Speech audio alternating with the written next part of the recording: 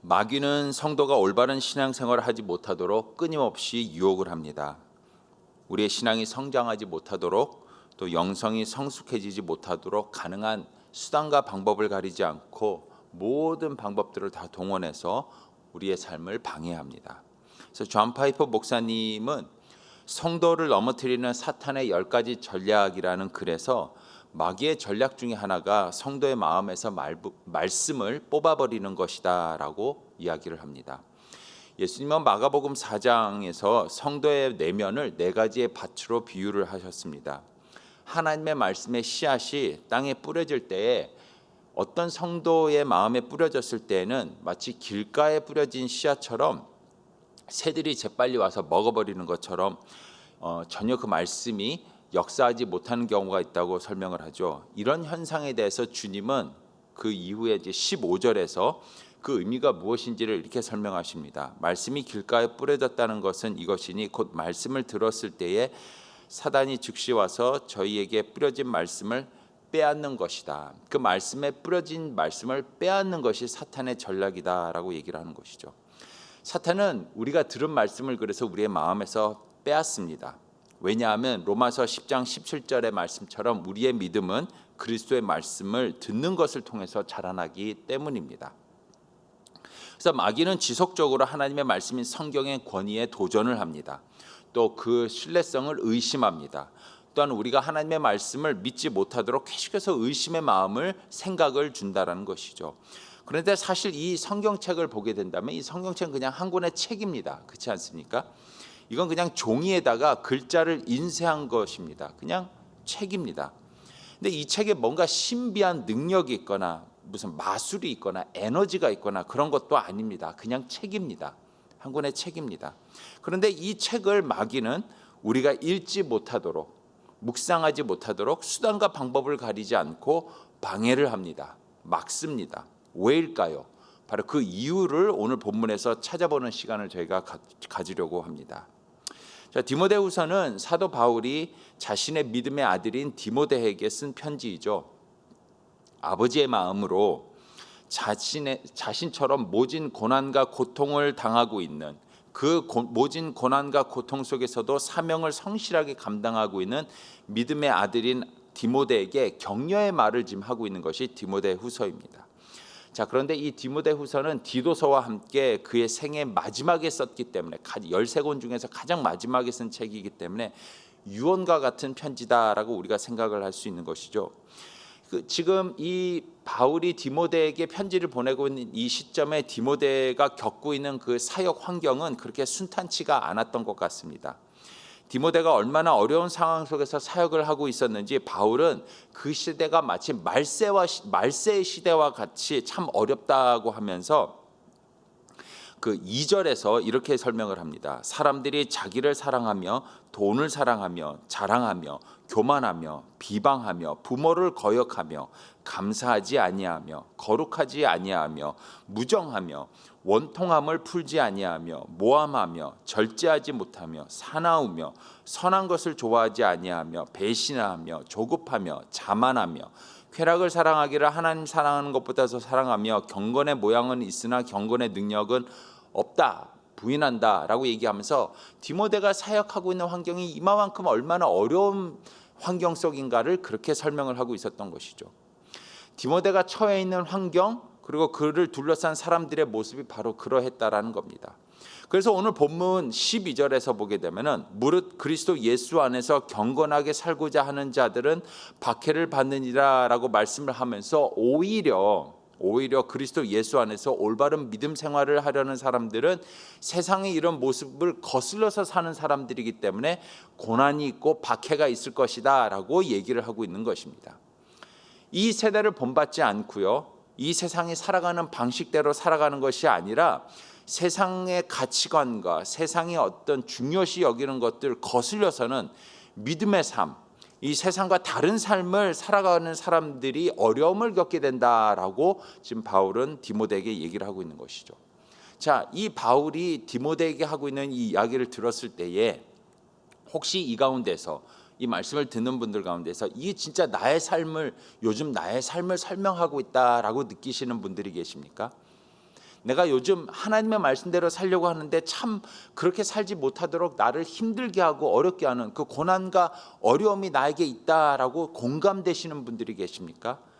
바울의 자신의 고난에 대해서 디모데를 향해서 이제 격려의 말을 하면서 우리의 신자의 삶이 바로 이런 삶을 살아가고 있다. 우리가 올바로 살아가고 있다면 바로 이런 삶을 살 수밖에 없다라고 이야기를 하고 있는 것이죠. 여기서 우리는 굉장히 중요한 진리 하나를 발견하게 됩니다. 무엇이냐면 하나님의 말씀대로 살아갈 때 겪는 고난은 하나도 억울한 것이 아니다라는 겁니다.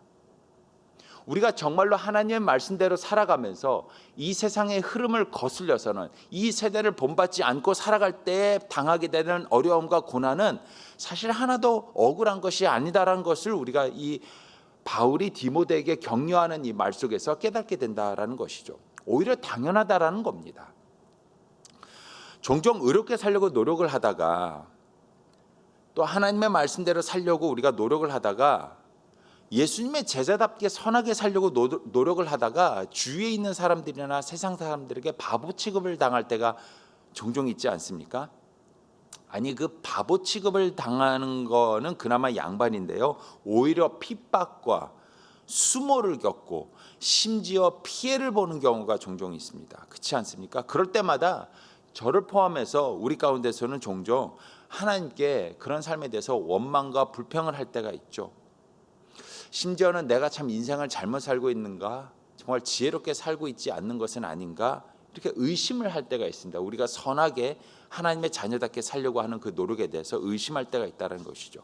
자, 그런데 여러분 오늘 본문에서 우리가 알 수 있는 것은 바울도 그랬고 디모데도 그랬다라는 겁니다.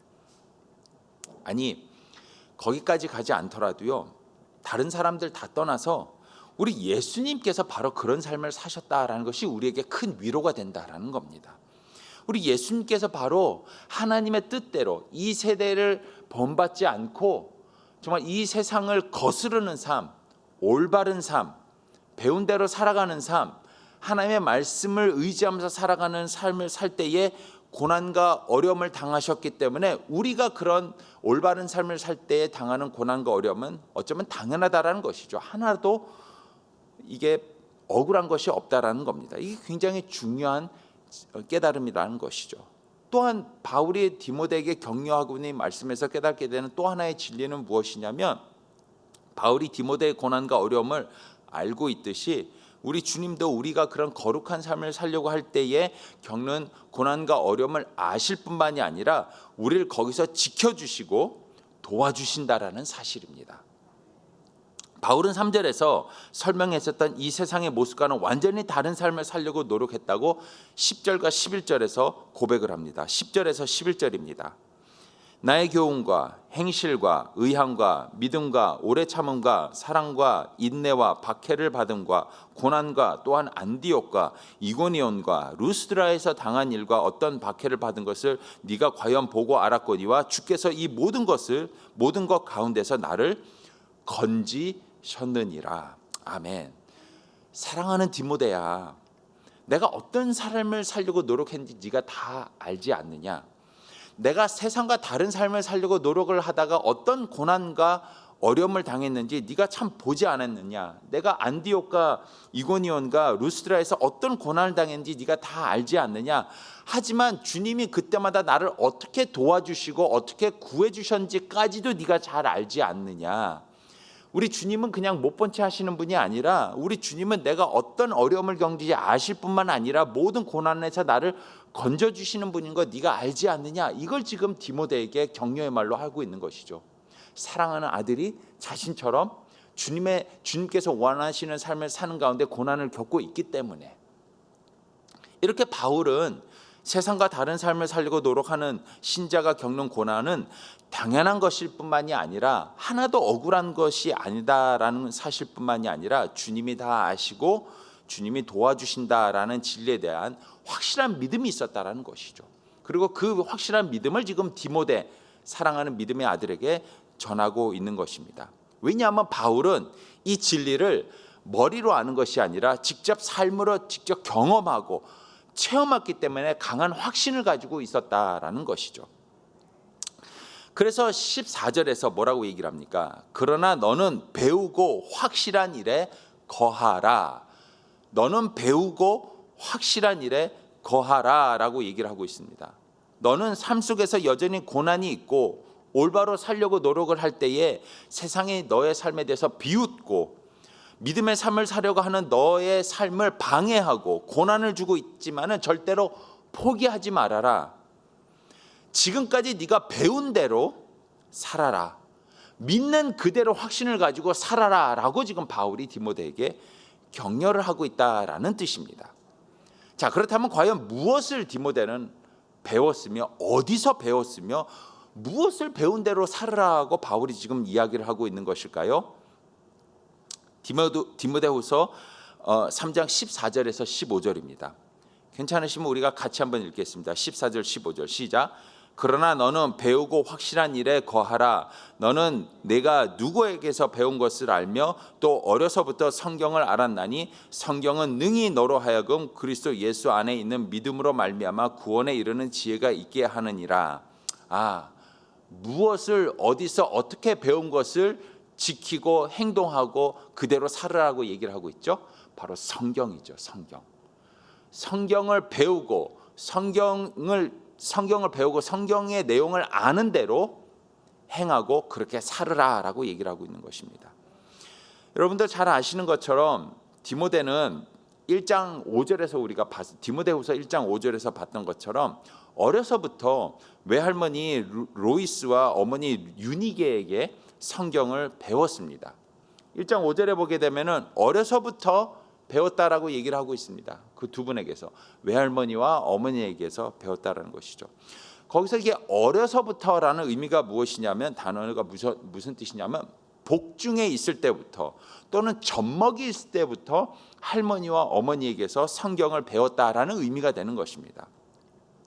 유니게가 디모데를 임신을 했을 때부터 할머니와 어머니는 복중에 있는 디모데를 위해서 성경을 읽고 기도를 하고 그렇게 디모데를 그때부터 성경을 알고 배우고 그 뜻대로 살 수 있도록 계속 성경을 가르쳤다라는 것이죠. 바울이 그걸 알고 있어서 지금 디모데가 그렇게 얘기를 하고 있는 겁니다. 네가 어릴 때부터 듣고 보고 말을 할 수 없을 그때부터 태중에 있을 때부터 엄마 뱃속에 있을 때부터 너는 하나님의 말씀을 듣고 자랐고 성경을 통해서 예수님을 믿는 구원에 이르렀으며 그 모진 고통 속에서도 어떻게 살아야 되는지를 성경을 통해서 알았으니 그대로 그 말씀대로 세상과 다른 삶을 살고 사탄이 싫어하는 삶을 살아라라고 지금 권면을 하고 있다라는 것이죠. 이것이 바로 오늘 제가 설교를 처음에 시작할 때 던졌던 질문, 왜 마귀는 우리가 그토록 성경을 읽지 못하도록 수단과 방법을 가리지 않고 방해를 하는가에 대한 이유가 된다라는 것이죠. 성경이 그런 능력이 있기 때문이라는 것이죠. 자, 그렇다면 이 시간에 한 발짝 더 들어가서 마귀가 하나님의 말씀을 두려워하는 구체적인 이유는 무엇일까? 오늘 본문에 보게 되면 바울은 성경에 대해서 아주 중요한 세 가지 지혜를 알려주고 있습니다. 성경이 가지고 있는 능력, 성경이 우리에게 하고 있는 그 일이 무엇인지를 세 가지 정도 이야기를 하고 있습니다. 사랑하는 성도 여러분, 이 험한 세상 우리 힘만으로는 절대로 하나님께서 기뻐하시는 삶을 살 수가 없습니다. 실패합니다. 넘어집니다. 그래서 하나님께서는 우리에게 당신이 기뻐하는 삶을 살 수 있도록 성경을 우리에게 주신 것입니다. 바로 당신의 말씀을 우리에게 주신 것이죠. 이 시간에 이 성경의 진가를 다시 한번 바울의 고백을 통해서 확인하면서 더욱 하나님의 말씀을 가까이 하고 그 말씀을 의지하면서 살아가는 저와 여러분이 되기를 간절히 소망합니다. 첫 번째로 성경은 하나님의 감동으로 지어졌다라는 것을 지금 바울이 성경에 대해서 설명을 하고 있는 것이죠. 16절입니다. 모든 성경은 하나님의 감동으로 된 것이다. 감동으로 된 것으로. 바울은 가장 먼저 성경이 무엇인가에 대해서 설명하면서 성경의 본질에 대해서 지금 설명을 하고 있는 것이죠. 왜 마귀가 성경을 두려워할 수밖에 없는가에 대해서 지금 그 성경의 본질에 대해서 지금 설명을 하고 있는 겁니다. 성경은 하나님의 감동으로 되었다라는 것. 바로 여기서 말하는 하나님의 감동으로 된 것이다라는 의미가 무엇이냐면 하나님께서 호흡을 그 안에 불어넣으셨다. 하나님께서 숨을 그 안에 심어 놓으셨다라는 뜻이 되는 것이죠. 이거 쉽게 우리가 좀 설명을 하자면 바로 창세기를 보면 우리가 알 수가 있죠. 하나님이 흙으로 사람을 만드셨습니다. 그죠? 근데 그 코에 생기를 불어 넣으셨습니다. 자, 그러자 그는 그 흙으로 만든 그 인간은 하나님의 생기가 그 안에 들어가자 하나님께서 그거를 불어 넣으시자 생력, 곧 육체와 영혼을 가지게 되면서 하나의 인격체, 존재가 되었다라는 것이죠. 이처럼 성경은 단순히 그냥 뭐 하얀 건 종이고 까만 건 글자고 그냥 책이 아니라 하나님께서는 그 안에 하나님의 영혼, 호흡, 생명을 담아주셨다라는 겁니다. 하나님의 감동으로 지어졌다라는 것이죠. 그래서 하나님의 감동으로 되었다는 의미는 무엇이냐면 하나님, 이 성경은 하나님에게서 기원이 되었다, 하나님에게서부터 만들어지고 하나님에서부터 비롯되었다라는 의미가 되는 것입니다. 사람에게서부터 시작된 것이 아니라 사람에게서부터 만들어진 것이 아니라 하나님에게서부터 시작되었으며 하나님께서 지으셨다라는 의미가 바로 성경은 하나님의 감동으로 지어졌다라는 의미가 되는 것이죠. 성경은 하나님께서 지으셨다는 것은 우리에게 아주 중요한 의미를 알려주고 있습니다. 성경은 하나님의 말씀이다, 하나님의 뜻과 생각을 담았다라는 의미가 되는 것이죠. 그래서 성경은 하나님의 권위를 갖고 있다라는 의미가 되는 겁니다. 이게 아주 중요합니다. 이 성경은 하나님의 권위를 갖고 있다라는 것이죠. 예를 들어 볼까요? 한 나라의 대통령이 담화문을 발표할 때 어떤 중요한 자신의 뜻을 온 나라에 선포할 때에 대변인의 입술을 통해서 전달을 합니다. 물론 직접 나와서 얘기할 때도 있지만 그 뭐 청와대 대변인이 나와서 뭐 대통령이 말씀하시길 하면서 대통령의 뜻과 이런 것을 담아문 이 얘기를 하게 되는 것이죠. 대통령이 직접 얘기를 하지 않았다 할지라도 그가 한 말이다라고 이렇게 얘기를 한다면은 그 대변인이 전파하는 그 내용은 곧 대통령이 말한 권위를 가지고 선포되는 내용이 된다라는 것이죠. 대통령의 뜻과 생각이 그 안에 있고 대통령이 직접 얘기한 것과 같은 권위가 있고 아주 무거운 책임감이 거기에 있다라는 겁니다. 이와 같이 성경도 하나님의 말씀이기에 하나님의 권위를 갖고 있다라는 겁니다. 따라서 성경이 우리의 삶의 최종 권위가 된다라는 겁니다. 최종 권위, final authority가 된다라는 겁니다. 우리의 삶의 기준이 된다라는 것이죠.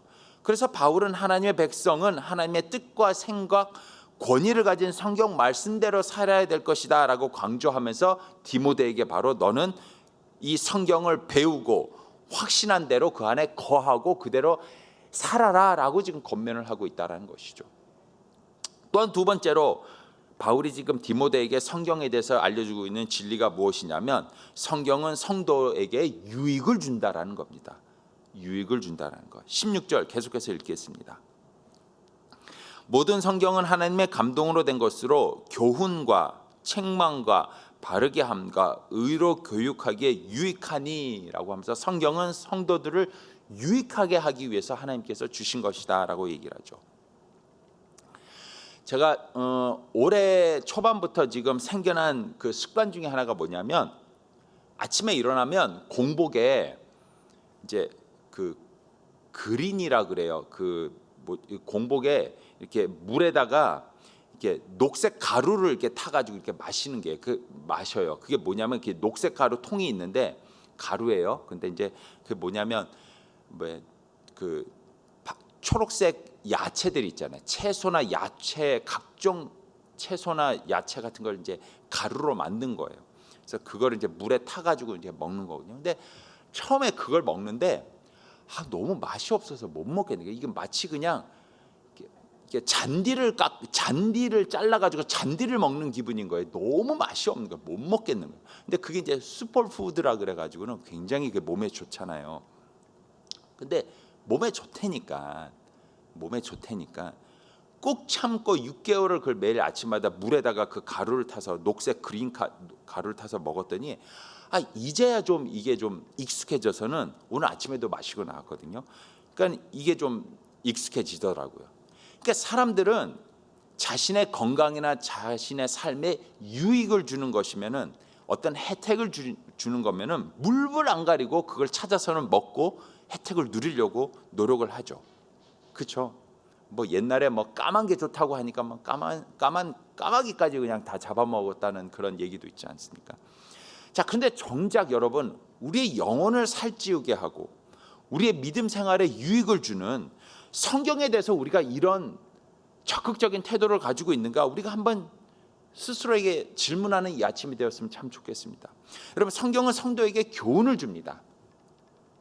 많은 것을 가르쳐 준다는 겁니다.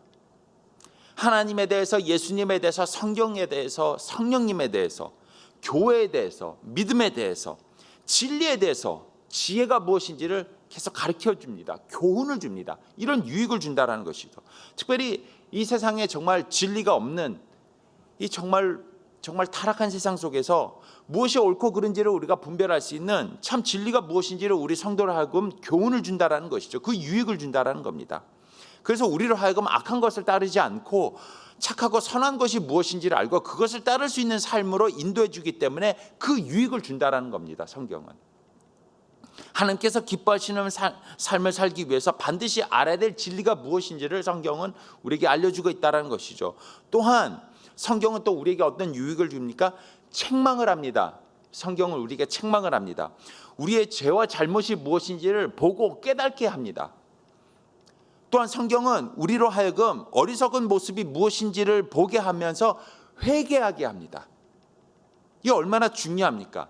만약에 우리를 책망하는 것이 없다면, 우리가 바른 길로 가지 않고 있다는 것을 알려주는 그런 기준이 없다면 우리는 계속해서 잘못된 길로 갈 수밖에 없지 않겠습니까? 그런데 성경은 하나님의 감동으로 된 것이며 성도에게 유익을 주기 때문에 우리가 잘못된 길로 가고 있다면 글로 가면 안 돼라고 우리를 깨우쳐 줍니까? 회개하게 한다는 것이죠. 뿐만 아니라 바른 길로 돌아올 수 있도록 바르게 한다라는 겁니다. 여러분, 만약에 성경이 우리가 잘못된 것을 꾸짖는 것으로 끝난다면 우리는 절대로 좌절하고 절망해서는 다시 일어날 수가 없겠죠. 아이고 어떡하지, 내가 이렇게밖에 못 살았네 하고 그냥 주저앉을 수밖에 없겠죠. 그런데 거기서 끝나는 것이 아니라 성경은 우리를 다시 바르게 한다는 것이, 이게 무슨 말일까요? 회복시킨다는 거.